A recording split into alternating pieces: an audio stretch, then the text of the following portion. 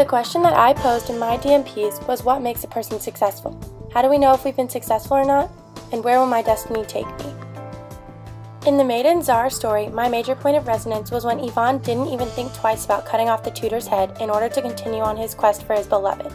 This resonated with me because Ivan showed great courage and confidence when he decided to continue his journey. I relate to this because decision-making is a skill that I have used throughout my entire life. I made one of the biggest decisions of my life when I decided to come to school far away from my family here at the University of Maryland. My mom once said, "It doesn't matter where you go, but who you have beside you."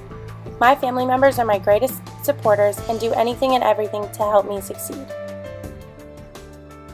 Epaminondas amplifies this point of resonance because he represents decision-making skills toward a goal even when he doesn't understand. Epaminondas was not able to build and recognize the connection between his mother's advice and when to use it. This is an example of how important it is to make and understand connections and decisions correctly, because otherwise it could ruin our success.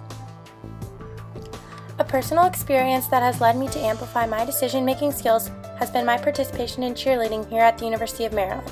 I have learned when to make decisions for myself and my safety, and when to make decisions for the team and push through challenges. I was recently awarded the Most Improved Award that was voted on by my teammates, which really showed how much I progressed this season. The complication that struck me as most prominent throughout the stories was the conflict that the father, Sultan Shiraz, had between keeping the invention because of his love for science or keeping the daughter's hand in marriage. This was a really hard decision for the Sultan Shiraz, and he was struck in an awkward position.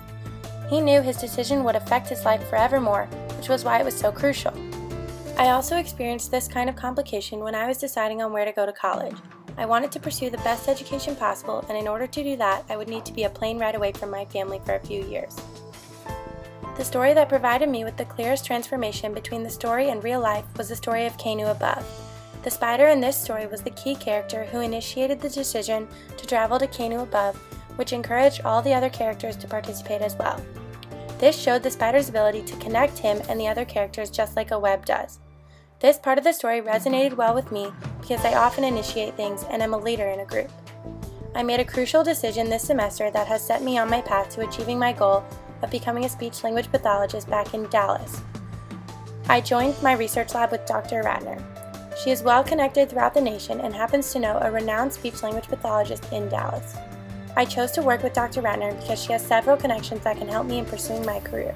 These challenges that the various characters have gone through in these stories relate to my life because I also go through challenges in order to pursue my life and find my destiny. As I mentioned earlier, one of the hardest things for me to do was leave my family.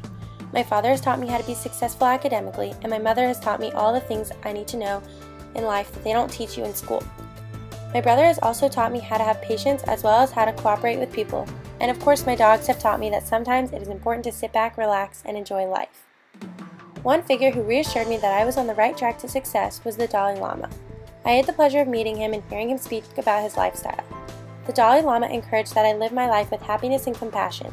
My favorite quote from the Dalai Lama was when he said, "Love and compassion are necessities, not luxuries. Without them, humanity cannot survive." I see my destiny coming true in my future in 5 to 10 years in a speech-language pathology or audiology profession. I enjoy working with people and building relationships with them and giving back to the community. This is where it all comes together for me as I continue my studies day by day in order to accomplish this goal.